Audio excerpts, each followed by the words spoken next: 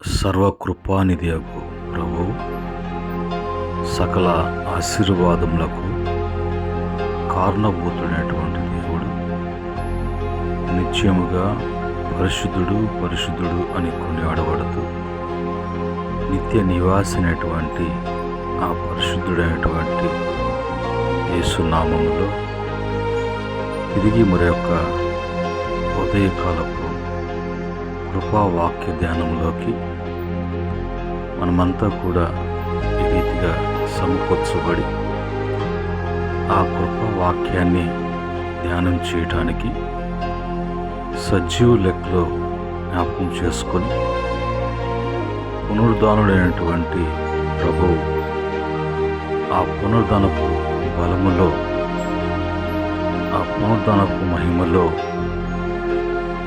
ఆ పునరుద్ధానపు శక్తిలో సమకూర్చబడటానికి ప్రభువారు మంచి అవకాశాన్ని ఇచ్చినటువంటి దేవాది దేవునికి స్తుతులు స్తోత్రములు కృతజ్ఞతాస్తుతులు చెల్లిస్తూ ఉన్నాను. అదే రీతిగా కృపావాక్య ధ్యానములో పాలిపంపులు కలిగి ఉన్న ప్రతి బిడ్డను కూడా ప్రతి కుటుంబానికి కూడా ప్రభు పేరిట వాళ్ళకు వందనాలు చెల్లిస్తూ ప్రభు పేరిట శుభములు తెలియచేస్తూ ఉన్నాను. ప్రియమైన దేవుని బిడ్డలారా, తిరిగి మనము మరొక దినములో కృపావాక్య ధ్యానాన్ని మనం ప్రారంభించుకోబోతున్నాం. ఈ సమయంలో దేవుని వాక్యాన్ని చదువుకొని అందులో ఉన్న విషయాలను కృపను బట్టి మనం ధ్యానం చేద్దాం. కీర్తన 91వ కీర్తన 10వ చరణంలో ఉన్నటువంటి మాటలు. నీకు అపాయమేమీయు రాదు, ఈ తెగులును నీ గుడారమును సమీపించదు. ప్రార్థన. పరిశుద్ధుడా, నిత్య నివాసి, ఈ సమయంలో తండ్రి దాసును మరుగుపరచండి, మీరు వివరించి ప్రభు బోధించండి. ఈ మాటలు ఎంతమంది బిడ్డలు వింటున్నారో, ఎన్ని ప్రాంతాలకు ఎన్ని స్థలాలకు ప్రదేశాలకు వెళ్తున్నదో ప్రతి బిడ్డ కూడా ఆయన ఈ వాక్యాన్ని బట్టి బిడ్డలు బలపరచబడాలి, దీవించబడాలి. బలమైనటువంటి ఈ యొక్క వాక్యం ద్వారా రక్షించబడి నీలో స్థిరపరచబడాలి. తద్వారా నిత్య రాజ్యానికి వారసులుగా మార్చబడినట్లుగా ఈ కార్యం జరిగించమని యేసుక్రీస్తు నామములో అడిగి వేడుకుంటున్నాము తండ్రి. ఆమేన్. ప్రియమైన దేవుని బిడ్డలారా, ఇక్కడ మరి రాయబడినటువంటి మాటలో అపాయమేమీయు రాదు, నీకు అపాయమేమీయు రాదు. ఈ దినాలలో మనం చూస్తూ ఉన్నాం, మన కళ్ళ ముందే జరుగుతున్నటువంటి కొన్ని మరి అపాయాల గురించి మనం చూస్తూ ఉన్నాం, వార్తలో చూస్తూ ఉంటాం. ఆయా సందర్భాలలో మరి మనకు మరి ప్రత్యేకంగా వాటి వీడియో తీసి యూట్యూబ్లో వాటిలో జరిగినటువంటి ఆ ప్రదేశాలలో మరి అపాయాల గురించి మరి మనం చూస్తూ ఉంటాం. చాలా సందర్భాలలో పెద్ద పెద్ద మరి బిల్డింగ్స్ కూలిపోతూ ఉంటాయి. అందులో పసికందులు ఉన్నటువంటి బాలింతలు, మరి చిన్న బిడ్డలు కలిగినటువంటి తల్లిదండ్రులు, వాళ్ళకి ఆ అపాయం వస్తుందని వాళ్ళు ఊహించినటువంటి రీతి. అలాగా చాలా వరకు మరి ప్రమాదాల్లో, రోడ్డు ప్రమాదాలలో, మరి అక్కడక్కడ భూకంపాలు, వర్షాలు కురిచినప్పుడు మంచి మంచి కట్టడాలన్నీ కూడా కూలిపోతూ ఆ యొక్క కుటుంబాలకు మరి జరిగినటువంటి ప్రాణ నష్టాల గురించి ఆ యొక్క మరి సర్వేని తెలియజేస్తున్నప్పుడు ఎంతో బాధ అనిపిస్తుంది.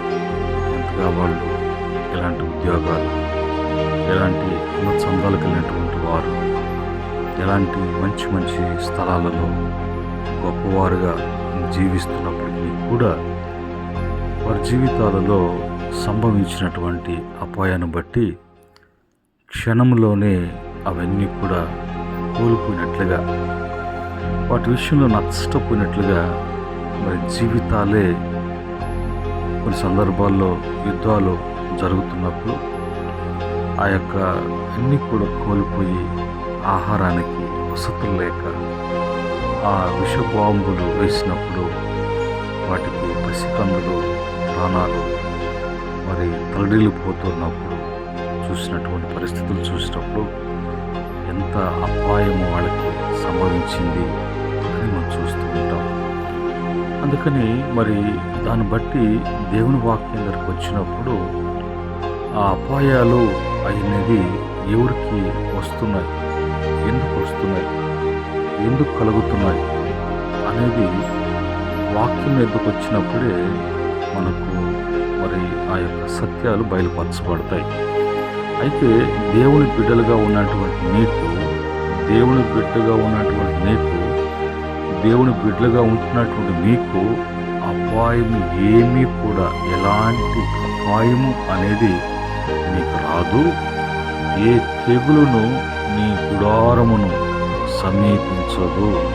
ఎలాంటి తెగులైనా నీ గుడారమునకు సమీపించదు. నీ గుడారం యొద్దకు అది రాదు.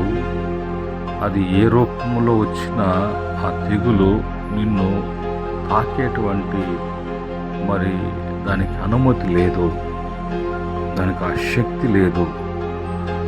దాని యొక్క ఇది దేవుని బిడ్డల దగ్గర చూపించేటువంటి దానికి ఆ ధైర్యం దానికి లేదు.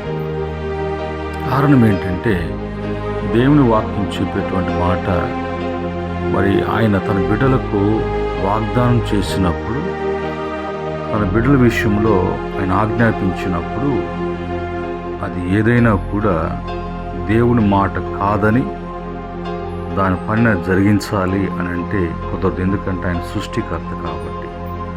సృష్టికర్త అయినటువంటి దేవుడు ఇంత గొప్ప మరి వాగ్దానము ఉదయకాలం ముందు కృపావాక్య ధ్యానములో మనకు తెలియజేస్తున్నటువంటి విషయాలు. అయితే మరి అపాయము ఎవరికి వస్తుంది, అపాయము రావటానికి కారణమైంది, అలాంటి అపాయాల నుంచి తప్పించబడి దేవుడు కలుగు చేసే భద్రత కలిగి ఉండాలంటే మనం ఏం చేయాలి అనే విషయాన్ని వాక్యానుసారంగా వాక్యం వద్దకు వెళ్ళి, వాక్యములోకి వెళ్ళి ఆ విషయాలు తెలుసుకుందాం. 2వ తిమోతి పత్రిక 3వ అధ్యాయము 1 నుంచి 5 వరకు ఉన్నటువంటి వచనాలలో అంత్య దినములలో అపాయకరమైనటువంటి కాలములు వచ్చి ఉన్నవని తెలుసుకున్నాము. ఈ చివరి దినాలలో మరి అపాయకరమైనటువంటి కాలాలలో వస్తున్నాయి, వచ్చి ఉన్నాయి. అలాంటి మరి దినాలలో మనం ఉండాం. ఎందుకు అలాగా చెప్పబడుతుంది అంటే, ఎలైనగా మనుషులు స్వార్థప్రియులు, ధనాపేక్షులు, బింకములాడువారు, మరి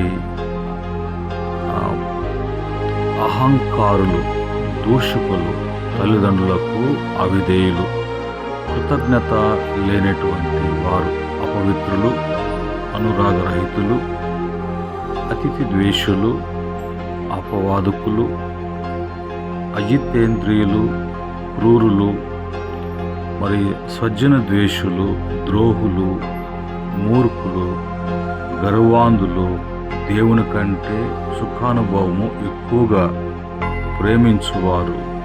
ఇలాంటి వారు ఎలాగ కనిపిస్తారు అంటే పైకి భక్తి గలవారి వలె మరి ఉంటారు. దాని శక్తిని ఆశ్రయించినటువంటి వారై ఉంటారు. ఇలాంటి వారి విషయంలో నువ్వు విముఖుడువై అలాంటి మనుషులకు నువ్వు దూరముగా ఉండి జీవించకపోతే ఆ అపాయకరమైనటువంటివి, ఆ అపాయాలు నీకు కూడా సంభవించవచ్చు. ఎందుకంటే ఉన్నటువంటి దినాలు అలాంటి దినాలు. ఇలాంటి వారికి అపాయము ఇలాంటి వారి యొక్క గుడారాలకు తెగుళ్ళు వస్తాయి, కానీ తన బిడ్డలకు రావు. కనుక చూడండి, పైకి ఎంతో భక్తి కలిగినటువంటి వారుగా కనిపిస్తారు, కానీ దాని శక్తిని వాళ్ళు ఆశ్రయించకుండా ఉంటారు. వారిని బాగా కానీ గమనిస్తే పైకి భక్తి ముసుకే, కానీ లోపల మరి ఆ భక్తి ఎదిగినటువంటి శక్తి వాళ్ళకి లేదు అనేది మనకి అర్థమవుతుంది. వెంటనే అలాంటి వారికి విముఖుడు ఉండము, లేదంటే ఆ కలిగేటువంటి వచ్చేటువంటి జరిగేటువంటి వాటిలో కూడా నీ పాలు పంపులకు వెళ్ళినటువంటి వాడుగా నువ్వెందుకు నష్టపోతావు? అలా ఎందుకు నష్టపోవాలా? ఇంకా బైబిల్లో మరి అపాయాలు వచ్చేటువంటి సందర్భాలు చాలా ఉన్నాయి. వాటిలో ఒక సందర్భాన్ని మరి చూసినప్పుడు సామెతల గ్రంథము 12వ అధ్యాయం 13వ వచనంలో ఉన్నటువంటి మాట ఏంటంటే, పెదవుల వలన దోషము అపాయకరమైన ఉరి, నీతిమంతుడు ఆపదను తప్పించుకొనును అని మాట రాయబడింది. కనుక నోటి యొక్క మాట పెదవుల వలన దోషము అని రాయబడింది.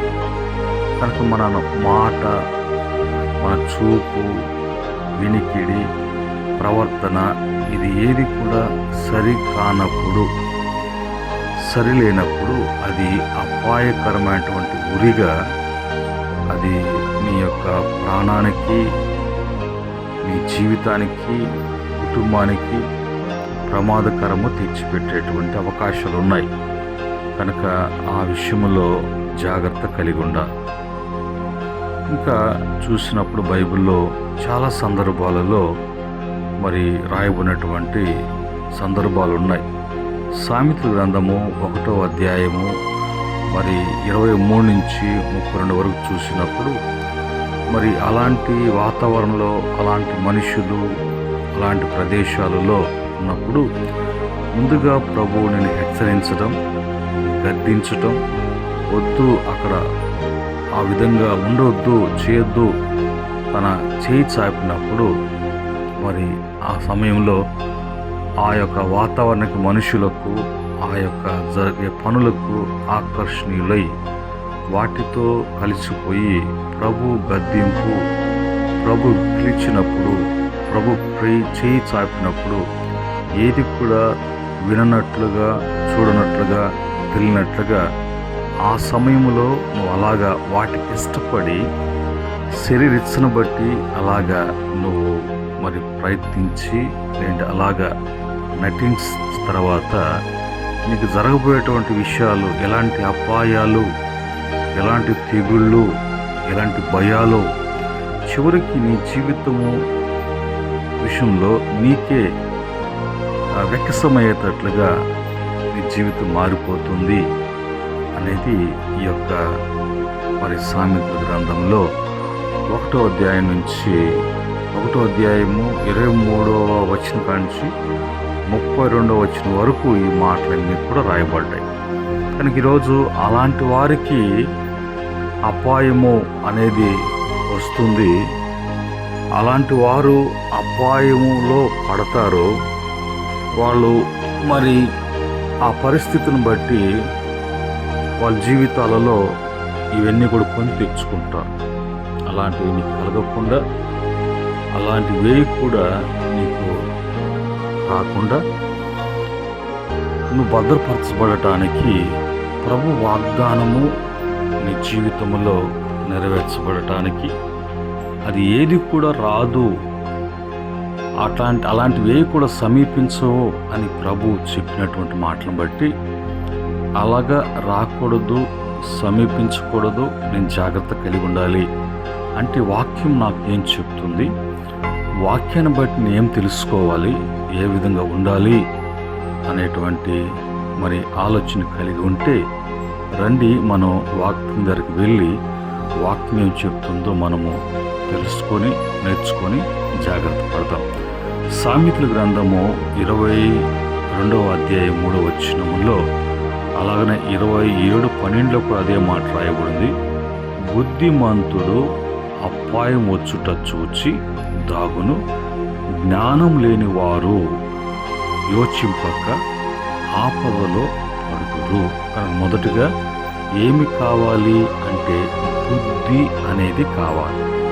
బుద్ధి అనేది లేకపోతే మరి బైబిల్ కూడా చెప్తుంది, బుద్ధి జ్ఞానము లేనటువంటి గుర్రము వలనైనను కంచరగాడిద వలనైనను మీరు ఉండకూడి అని వాక్యం చెప్తుంది. కనుక మానవునికి కావలసినటువంటిది బుద్ధి. ఆ బుద్ధిని గురించి బైబిల్ చాలా సందర్భాల్లో తప్పిపోయిన కుమారుడి విషయంలో కూడా బుద్ధి లేక తన యొక్క ధనానంతా తీసుకువెళ్ళి దుర్వ్యాపారం చేసి పందుల యొక్క గుంపులో పందుల యొక్క పొట్టు తినేటప్పుడు ఆయనకు బుద్ధి కలగక అని రాయబడింది. భక్తులు కూడా ప్రభు నీ ధర్మశాస్త్రంలో ఉన్నటువంటి మరి విషయాలను మాకు ఇచ్చినటువంటి ఆ యొక్క ధర్మశాస్త్రం పాటించడానికి మాకు బుద్ధి దయచేయవా అని అంటారు. కనుక మొదటగా బుద్ధి. రెండవదిగా 91వ కీర్తన 9-10 వచనాలలో మరి మనకు అపాయము తెగులు రాకుండా ఉండాలి అంటే యెహోవా నీవే నా ఆశ్రయము అని నీవు మహోన్నతుడైనటువంటి దేవుడు నీకు నివాస స్థలముగా చేసుకుని ఉన్నప్పుడు అలాగ ఉన్నప్పుడు నీకు అపాయం అనేది తెగులు అనేది రాదు. మూడవదిగా 91వ కీర్తన 7వ చరణం 1-6 వరకు చూసినప్పుడు అక్కడ అంటాడు, నీ పక్కన 1000 మంది పడినను నీ కుడి ప్రక్కన 10,000 మంది పడినను మరి అపాయము అనేది నీ వద్దకు రాదు. కారణం ఏంటంటే ఈ మొదటి చరణంలో మహోన్నతుని చాటున సర్వశక్తుని యొక్క నీడన ఉన్నటువంటి వారికి అపాయం రాదు. అదే రీతిగా 4వదిగా మరి రాయబడినటువంటి మాట ప్రకారంగా 120వ కీర్తన 7వ చరణం అంటాడు, నీకు అపాయము రాకుండా యెహోవా నిన్ను కాపాడును, ఆయన నీ ప్రాణమును కాపాడును. అలాగా కాపాడాలంటే ఏం చేయాలంటే మొదటి మరి చరణంలో మరి కొండల తట్టు నా కొండలు ఎత్తుచున్నాను, నాకు సహాయం ఎక్కడి నుంచి వస్తుంది అన్నమాట. అంటే దేవుని వైపే చూడాలి, దేవుని మీదే ఆధారపడాలి. ఇంక దేని మీద కూడా ఆధారపడకుండా ఉన్నప్పుడు ప్రభు యొక్క సహాయము నీకు మరి అందుతుంది. ప్రభు యొక్క కాపుదల అనేది మీకు మరి ఉంటుంది.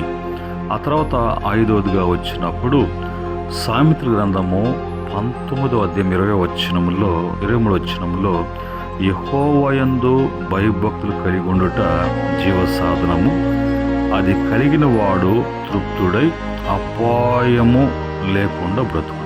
కనుక 5వదిగా భక్తి జీవితం.